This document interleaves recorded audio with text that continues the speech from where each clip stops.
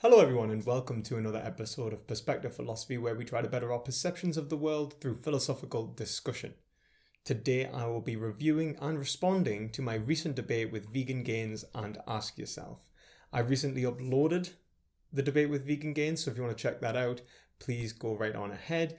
But what you will find is that Vegan Gains characterizes the debate as circular. So that means I'm using circular reasoning. So the idea would be like saying good is good. It's a tautology, it's circular. You're proving the premise with the conclusion and it creates a fallacy.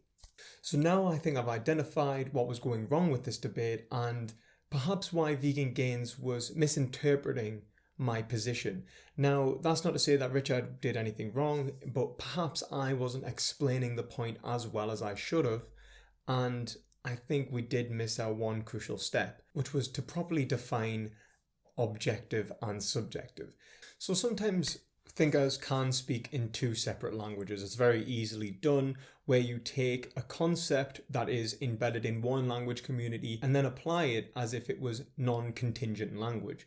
So an example would be, soul. If there's a Aristotelian and a Christian discussing the matter of what soul is, without defining what soul is first, then what they'll actually do is use two separate terms with the same word. And Wittgenstein famously coined the language games in which we play, and that's in his book, The Philosophical Investigations, which actually holds a great deal of relevance to this topic, but we'll get onto that later on. So I think a good place to begin in this scenario would be to define objective. Objective is defined in the Oxford Living Dictionary as of a person or their judgment, not influenced by feelings or opinions in considering and representing facts. 1.1 Not dependent on the mind for existence, actual. So we have two separate definitions there, and there is a great deal of importance on that. So the first definition is to say free from opinion, and the second is to denote to reality or an actual existence independent upon an individual mind who perceives it. Of course, on the surface, it may seem that they are one and the same, although it's not the case. So let's start with actual. How do we understand what is actual in order to understand what is objective, what exists without the individual, regardless of their perception of it? So the discovery of what is actual is essentially what Descartes was attempting to do with his meditations. Descartes decided to sit down, and he describes this as one moment in everyone's life where you decide to find out what could not be doubted. Okay, so what Descartes intended to do was to find the fundamental basis of all knowledge. So what is the fundamental basis of all knowledge? So he said, perhaps, do I know my hand exists? And then he's able to doubt the existence of his hand. He could be in a dream, he could be hallucinating his hand, whatever it is, he can't be sure of his senses. His senses have failed him in the past, therefore you can't be sure of the physical world. But then he starts going further back. Well, can I go as far back as logic? And he ends up in the position where he says if a demon was prescribing every single thought in his head so that he thought it was rational and that it was consistent, like for example, a triangle must always have three sides, that in fact he could not be sure of logic, that it could possibly be doubted. He could be in a computer simulation where every single thought in his head was being fed through a computer that would, muddle up the answers, but he would have no other understanding of it. And then he reaches the point in which he says, well, what can I know?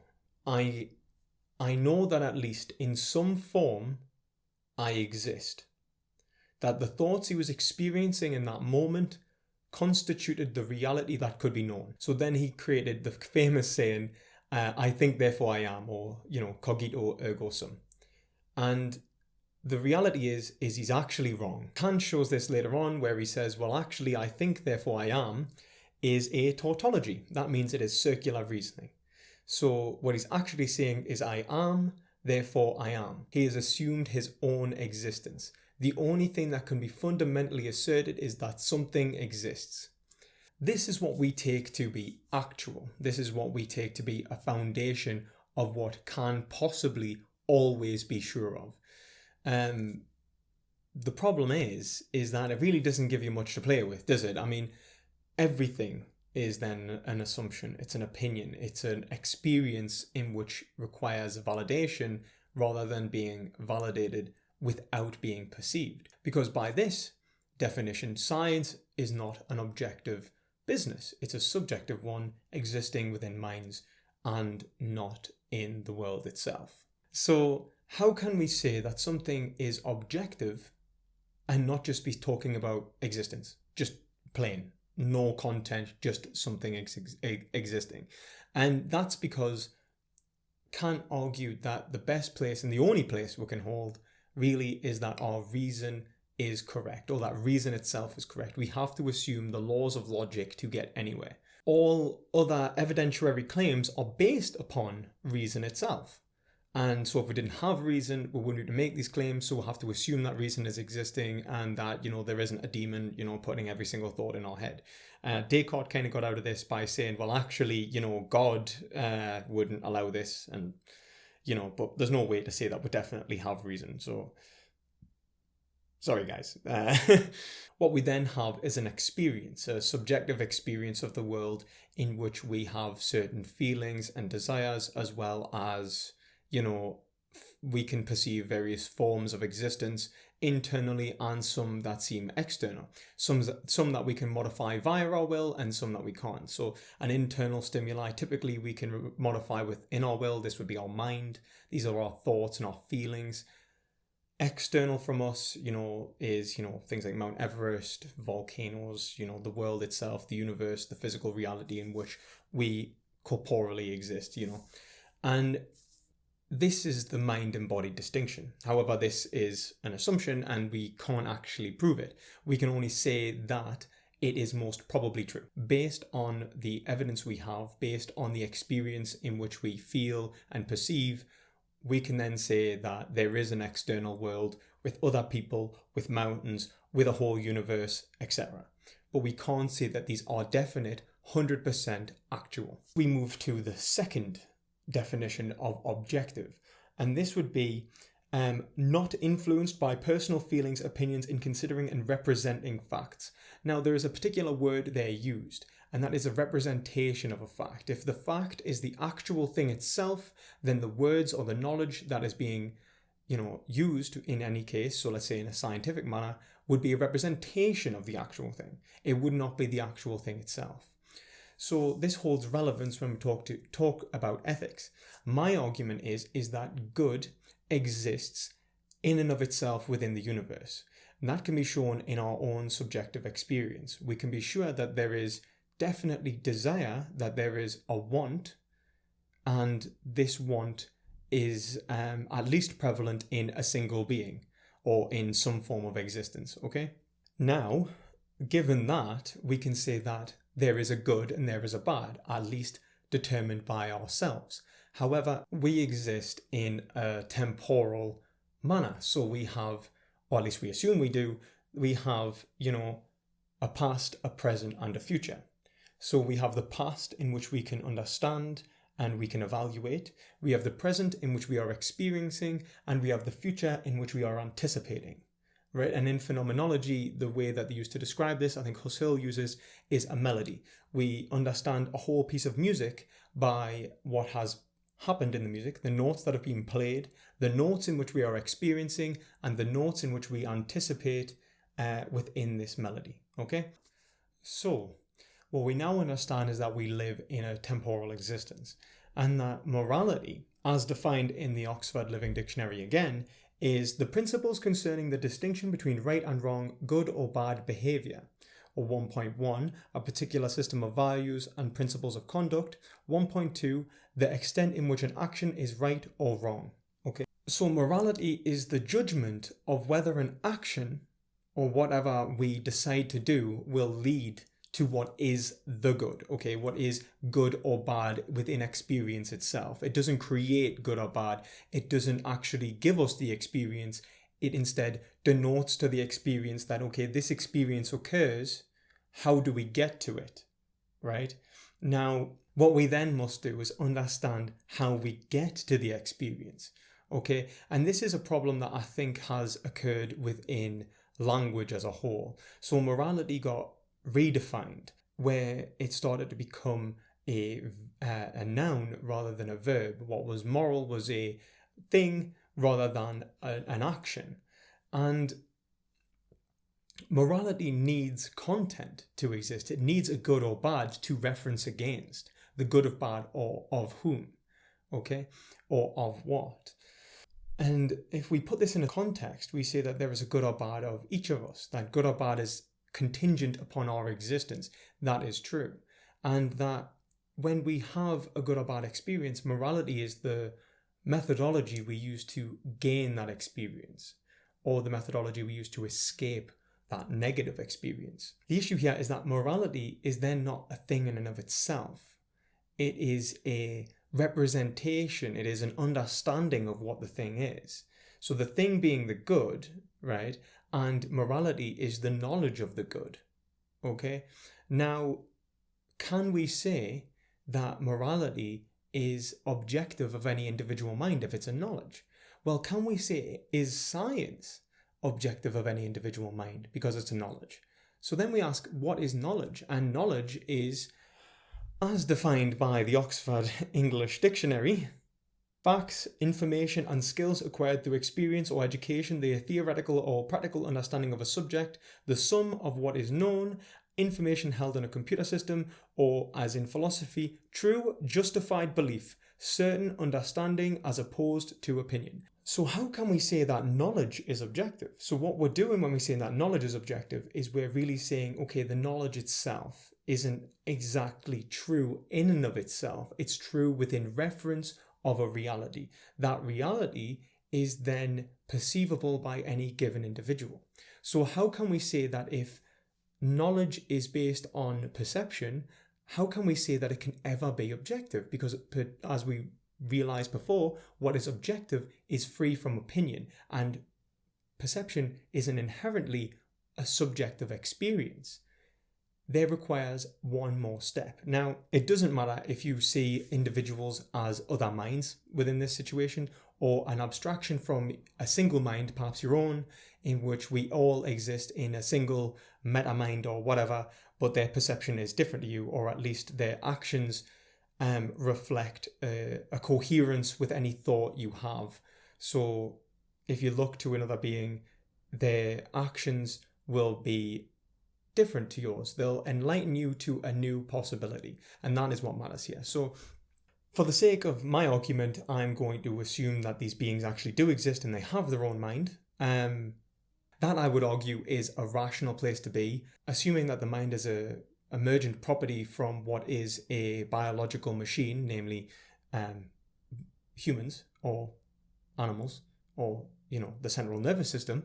Then we can say that all possible minds probably emanate from a similar sort of mechanism, or at least evidence of that mechanism should denote the possible existence of a mind. So given that, when we encounter the other person, the individual, whatever they are, we are encountering another mind. That other mind then has a perception of its own in which to test or validate our perceptions as true or false. So it's important to recognize that we cannot divorce ourselves intimately from reality. That when we perceive something, we are actually conceiving it, okay? We are conceptualizing it. We are putting it into reference to that we can idealize and understand. So that means that to have an idea of something, an idea of existence, is essentially different from existence itself. Blanchot describes this when he says about how if you take a woman and then describe her as a woman, you're actually destroying her, you're obliterating her existence to call her a woman. Because you don't know what a woman is until you understand what a woman is, or whatever reality you're looking upon. So what you do is you create a construct in your head and apply it to reality, and that allows you to understand reality itself. Okay, now given that you conceive the world and that other beings are possibly conceiving the world, you are enlightened to this by their resistance, because once they start resisting your will via their own will, then you can see that they may not perceive things as you do, right? So if someone says, well, there's a tree in the park. The only way that we can verify that there is a tree in a park, independent upon that person, is with other people. Okay, so that would be the knowledge of the tree. The tree exists independently of other people, and the only reason we can say that is through the perceptions of other people who are independent from the person making the claim. Right? And that's the same for all science. So the existence of anything, the knowledge of anything to be independent of a mind is impossible. There has to be a mind to think it, to experience it, to perceive it, but the thing in of itself can be said to exist impartially. So, to summarize, the move from opinion to knowledge is through the verification or the resistance or endorsement of other beings with wills and minds of their own. Cool. This is the foundation of any objective claim. So, to say that the sun exists, scientists will use measurements, we'll use tools to measure, what it is in the sky. So we'll use telescopes, we'll use various other methodology to prove the sun is there. From that point, the only way that we can say that scientist wasn't just tripping was to have another scientist actually agree and verify and endorse that claim. So this would be the knowledge of the objective. The knowledge of the actual is in fact mind dependent. Okay? Just as the good exists within a mind, but not every single mind might be privy to that good. Okay? You following? Cool. So then what we have done is we've created institutions. We've created institutions independent of a single individual so that we can have objective knowledge of the world. So my point is to ask yourself that there doesn't need to be an independence of mind for something to be actual. Okay? Because a mind can be an actual object. We can say that minds themselves actually exist, right? Just as we would say that anything else exists, and psychology fundamentally works upon that principle. So given that another mind exists, okay, and that it has a will of its own, and it desires, then there is a good for that mind. Okay, there is something that it wants, that is the good experience that it can experience, okay? That is subjectivity itself. So all my argument is resting upon is that there is a subjective experience that is actual, okay? Cool. Now, knowledge of what is actual, okay, then leaves this understanding, this inherent truth in which we can be constantly aware of. The knowledge of how to bring around the good, morality, is essentially a investigation into reality. It's ontological, okay? Meaning that it investigates the nature of being. Okay, so what we understand now is that minds exist, and within those minds there is a good. Okay, what that good looks like, I can't say for definite, because that would be moving it from what is experienced to what is known. And what can be known can't reach experience. That's what Kant showed. So what we have is what is most probable, what is most rational, and that is what we say is the basis of all objective knowledge. So science is based upon, what we believe to be most true. And this is why science constantly increases, like relativity replaces Newtonian science and Newtonian physics, because we understand that, well, actually the universe wasn't as we perceived it. Our perceptions were flawed, and we get closer to what is actual. And we do this via deductive reasoning. We start with a premise, we perceive all the evidence around us until we come to the conclusion. That conclusion then becomes fact. And once we reach that fact, that's not where it ends, because then that starts at the premise.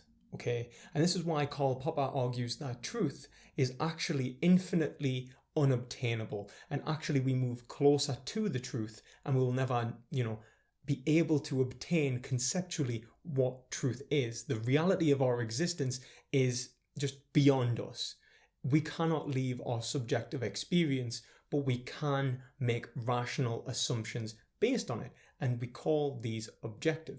And the way that we have objectivity from them is through the experience of the other, giving us an impartiality which allows us to remove ourselves from opinion.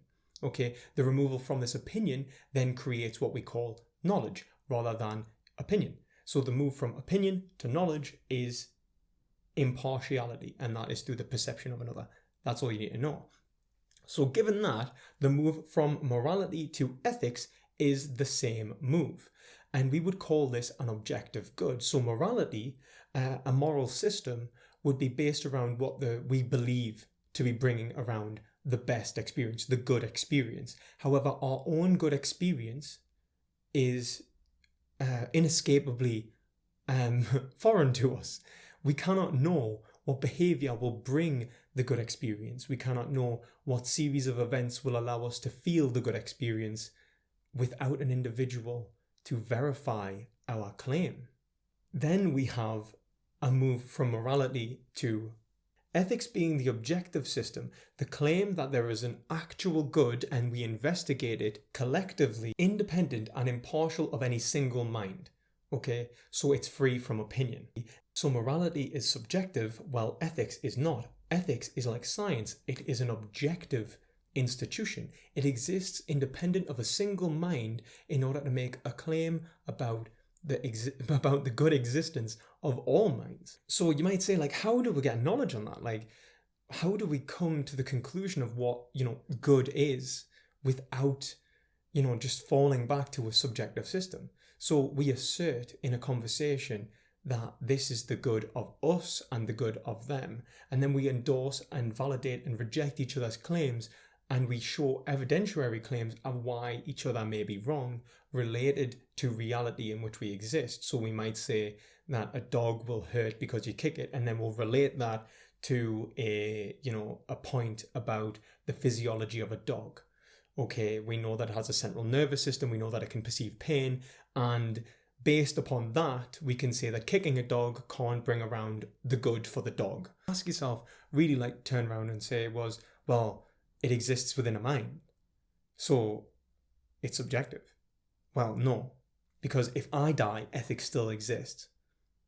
Okay, now this is the point we're trying to make, that hands exist, okay, but if I die, my hand does not exist. Okay, and this is fundamentally where he was going wrong. Okay, objective does not have to be totally independent upon all faculty of mind and all minds everywhere, because all objective knowledge is based within minds. It's a virtual concept. Okay, it exists within the connection between minds, right? So does science and all other knowledge of reality. Now, to say that if we killed someone and there was only one person in the world, let's say, if you were to say there was one person and they died, would morality die? Would all good die? Yeah. If all minds were obliterated, all good would be destroyed. Not because it's not objective, that it didn't exist in the first place and that it was just a construction of the mind, but because the mind is in and of itself an actual object. So just to reaffirm this point, let's look at the definition of subjective. So subjective means based on or influenced by personal feelings, tastes or opinions, contrasted with objective. 1.1, dependent on the mind or its individual or an individual's perception for its existence. So when they say subjective, they mean that, okay, it's dependent upon the mind, therefore it cannot exist. But what my point is that this is an objective existence of mind, right? So given that minds exist, which the definition agrees with, okay, it's like, yeah, minds exist, we're not trying to say that, but given that a mind exists, what is a mind is the investigation of ethics, okay? The mind is a subjective existence, it's an experience that inherently is happening, it is actual and it is objective. Now, the knowledge of the mind is a subjective experience until it's institutionalized within an ethical mainframe which exists independently of any individual partial biased perception of it. So I hope that has been helpful. So let's have a look at vegan gains and ask yourselves position. They are subjectivists, but not only that, they call themselves polyaxiomatists. From what I'm aware, that denotes a position of holding multiple axioms, which you arbitrarily chosen, and from that point, try to look for logical consistency as having value in and of itself. I don't know why. And so, from what I understand, they're subjectivists who try to persuade other people. So the form of their argument can always be summarized as I want to do this, or I think this is good. And from that point, they go, so should you. That's that whole position, okay? There's no reason why you should adhere to it. The only argument they can give is that it's consistent with your own value structure. So if you say that your value structure is inherently different to theirs, they just go, okay, that's fair enough. And the most they can do is say that your value structure is based on insanity, in which case they are using madness as a weapon to win a debate. And this is because they aren't trying to win against the other individual in a sense that they don't actually care about the other individual's position. They actually just care about convincing as many people as possible to adhere to theirs. Okay? So that's really bad for veganism, as you can imagine, because we're trying to say that individuals have a moral obligation to animals and other sentient beings. Now, their position says that, well, that's actually based on an axiom which we can't defend. And so from that point, we actually don't have a moral obligation to animals past our arbitrary decision to have that moral obligation. So if you decide that actually I have an anthrocentric position, that's fair enough.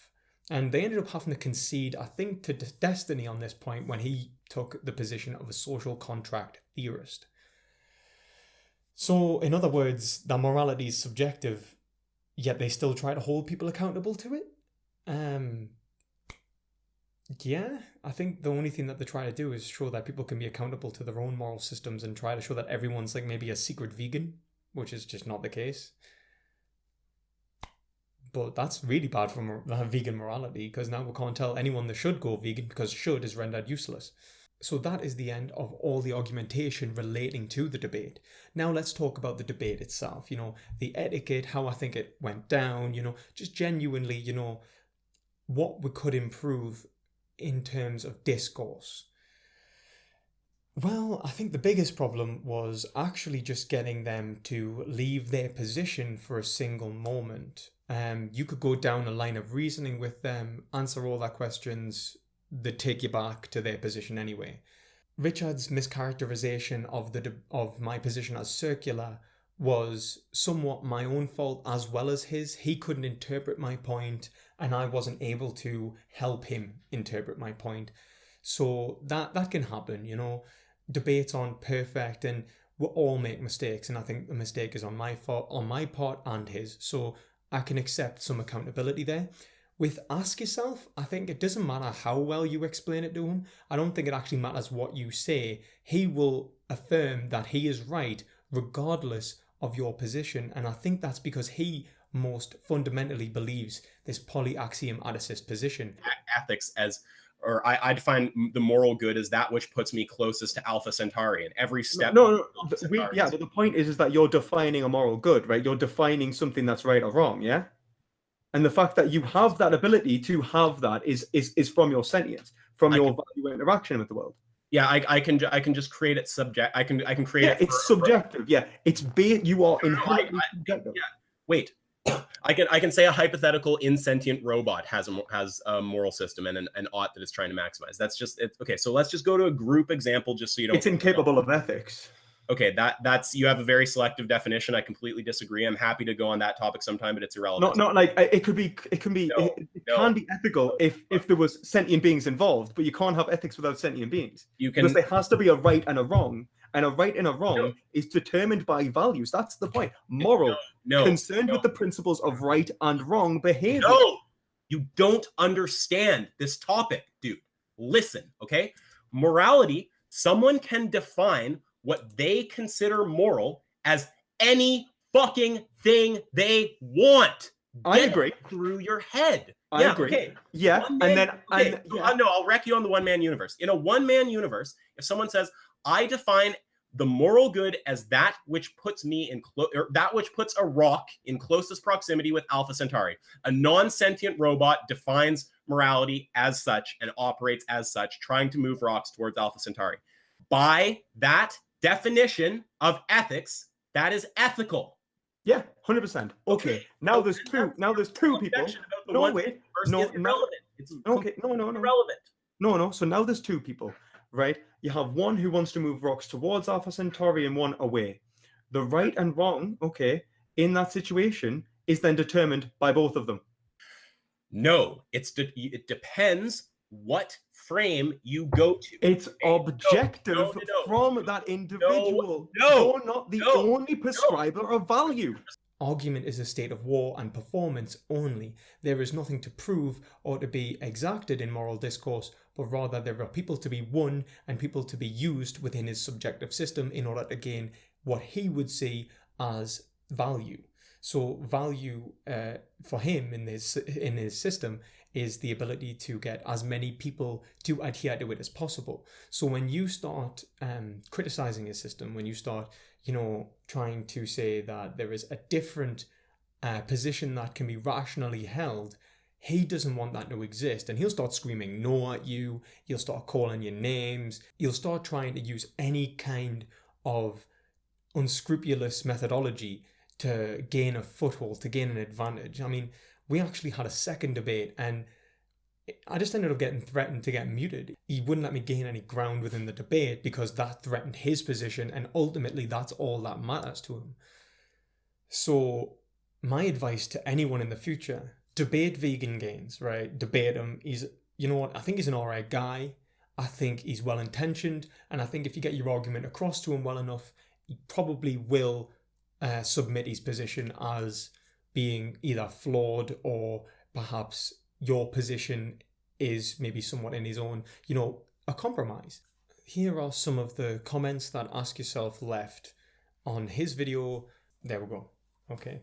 And he actually made this particular comment on his Discord calling me out for a debate, which I eventually did give into. And when I did, I just got threatened to be muted anyway. So as you can see, the language is quite clear. It's aggressive. He's unwilling to even facilitate the possibility of his own fallibility. And that's just poor behavior. So my recommendation to anyone who would go in a debate with either of these participants, Vegan Gains, go for it. I think he's a genuine guy. I think if you get your point across to him well enough, I think if your position is, well-founded and well thought out, he'll hear you out. And that's great. And I feel like he's coming from a place with more sincerity. Don't debate Ask Yourself. It's absolutely pointless. It doesn't matter what you say. It doesn't matter what you do. It doesn't matter anything. He will not allow you to debate him on fair ground. I even tried to say that we could have a moderator, and he just said a moderator would interfere. That's exactly the point of a moderator, Isaac, to interfere. When someone is going above and beyond their position in the debate to what, could be considered a fair position to have in a debate and is taking a position of authority, the moderator pulls them back. But you clearly are incapable of self-control. You clearly are incapable of having a debate. So what I would recommend to you, Isaac, and what I would recommend to any opponent before they go into a debate with Isaac, is to the opponents, if you're going to go into a debate, demand a moderator on a fair ground, maybe a separate Discord server. And to Isaac, learn how to debate and not how to have a slanging match. Those are two separate arenas of discussion. So thank you very much, and I hope you all try to gain some perspective.